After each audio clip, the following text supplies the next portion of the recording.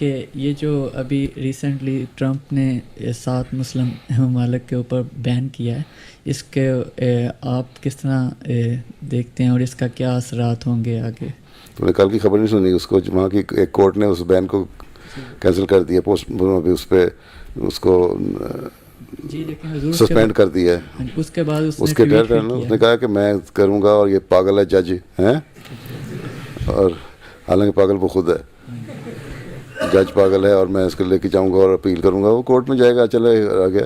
لیکن میجورٹی ان کے اپنے لوگ جو ہیں، اس کی جو اپنی ہوم سیکرٹری تھی پہلے یا جو بھی اپوائنٹڈ تھی، اس نے انکار کر دیا تھا، ڈپارٹمنٹ کو کہہ دیا تھا کہ نہیں اس پہ عمل کرنا.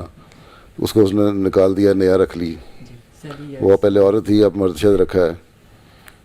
اور خود اس کے خلاف وہاں مظاہرے ہو رہے ہیں. اور پھر یہ ہے کہ ان 7 ملکوں میں سے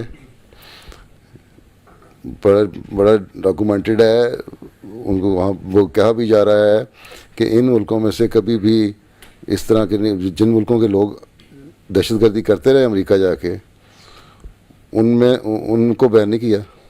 سعودی عرب ہے، دوسرا پاکستان ہے، افغانستان ہے، اور ان کے لوگ کبھی بھی نہیں گئے، کوئی دہشت گردی ان کی طرف سے نہیں ہوئی.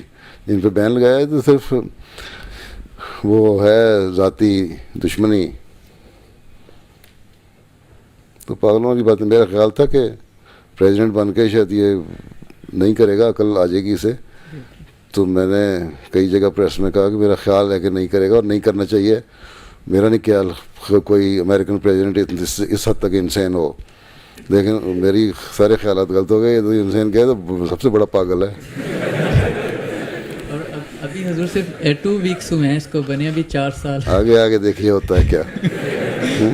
اس لیے شاعر نے کہا تھا ابتدائے عشق خیر ہوتا ہے کیا، آگے آگے دیکھیے ہوتا ہے کیا. اللہ تعالیٰ رحم کرے.